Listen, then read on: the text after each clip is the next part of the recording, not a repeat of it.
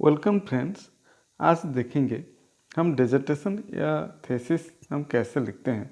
जैसे भी हम आप जानते हैं कि पीएचडी करते हैं या फिर कोई रिसर्च करते हैं तो उसमें हमें कुछ पार्ट्स मिलते हैं। जैसे वो पार्ट्स या थीसिस को हम कुछ पार्ट्स में डिवाइड कर सकते हैं और उस पार्ट्स का नाम है जैसे प्रिलिमिनरी सेक्शन, मेन बॉडी और रेफरेंस सेक्शन।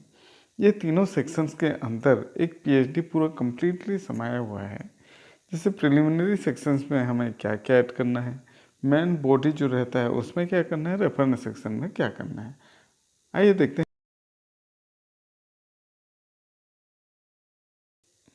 सेक्शन है उसमें क्या क्या रहता है।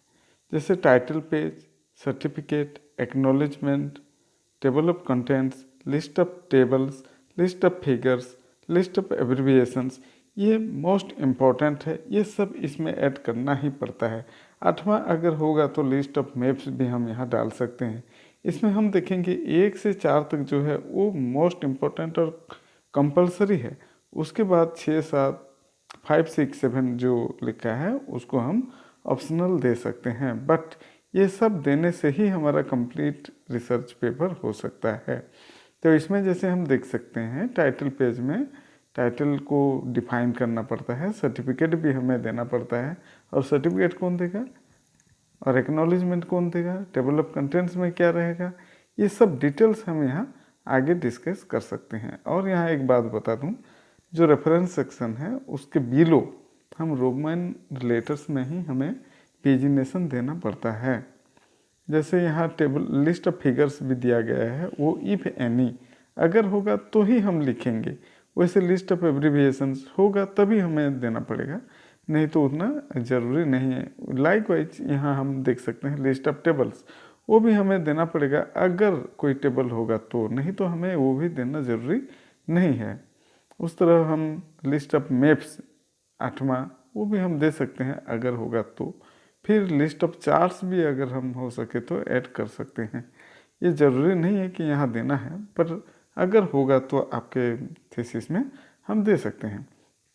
तो यहाँ दोस्तों जब भी हम थीसिस लिखेंगे ये सब चीज़ों को ज़रूरी है हमें स्टेटिंग करना प्रिलिमिनरी सेक्शन में।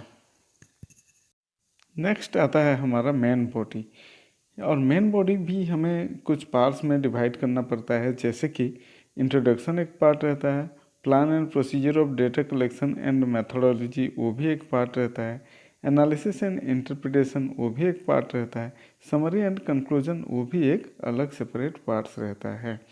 तो यहाँ हम देख सकते हैं इंट्रोडक्शन में हमें जो हमारा रिसर्च टॉपिक रहता है उसके बारे में कुछ लिखना पड़ता है, जैसे कि उसका इम्पोर्टेंस क्या है, रिलेवेंस क्या है, या फिर आगे हमें क्या उसका ज़रूरत पड़ सकता है, इसको यहाँ डिफाइन करना पड़ता है।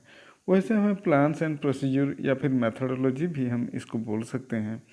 अब डेटा कलेक्शन, तो यहाँ हमें कौन सा प्रोसीजर फॉलो करेंगे या फिर हमारा प्लान क्या रहेगा, हम कितने दिन में डेटा कलेक्शन करेंगे, उसको फिर कैसे हम कलेक्ट करेंगे, हमें कहाँ कहाँ जाना पड़ेगा, कितना पॉपुलेशन रहेगा, हमारा सैम्पलिंग प्रोसेस क्या रहेगा, कितने सैंपल हम लेंगे, ये सब चीज़ों के बारे में हमें यहाँ क्लियरली लिखना पड़ता है। उसके बाद देखिए यहाँ एनालिसिस एंड यहाँ एनालिसिस में हमें हमारे ऑब्जेक्टिव्स जो रहता है उसके हिसाब से हमें डिवाइड करना पड़ता है। हमारे जो क्वेश्चनर्स होंगे या इंटरव्यू शेड्यूल्स होंगे उनको, या फिर हमें हमारे जो आइटम्स रहते हैं आइटम के अनुसार भी हम यहाँ एनालाइज कर सकते हैं। उसके अंदर हम यहाँ कोई स्टैटिस्टिकल फार्मूलाज भी यूज कर सकते हैं, मैथमेटिकल कैलकुलेशन भी हम यूज करते हैं और उसके हिसाब से हमें एनालाइज करना पड़ता है और उसका रिजल्ट निकालना पड़ता है। फिर आता है हमारा समरी एंड कंक्लूजन।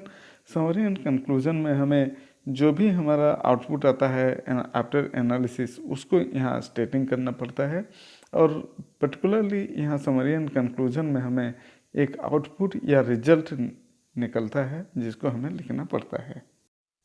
फिर आखिर में आता है हमारा रेफरेंस सेक्शन। रेफरेंस सेक्शन में हमें 2 पार्ट में डिवाइड करना पड़ता है, जैसे कि एक बिब्लियोग्राफी और सेकंड होता है अपेंडिक्स और अपेंडाइसिस। बिब्लियोग्राफी में हमें वो सब लिखना पड़ता है, जैसे कि कोई बुक्स, आर्टिकल्स या जर्नल्स जो भी हम फॉलो करते हैं ड्यूरिंग हमारे रिसर्च, तो उसको यहाँ लिखना पड़ता है। उसका लिखने का एक स्टाइल भी रहता है। बिब्लियोग्राफी का वैसे एक जो स्टाइल रहता है, हम चाहे तो इसको असेंडिंग या डिसेंडिंग ऑर्डर ऑफ पब्लिकेशन या ईयर्स के हिसाब से भी हम डाल सकते हैं, या फिर हम जियोग्राफिकल एरिया के हिसाब से डाल सकते हैं। फिर आता है हमारा अपेंडिक्स और अपेंडाइसिस। इसके अंदर हम वो सब डालते हैं जैसे कि हमारा कोई इंटरव्यू शेड्यूल हो गया, या फिर हमारा जो क्वेश्चनेयर हुआ, या फिर अलग अलग टूल्स जो भी हम यूज़ करते हैं।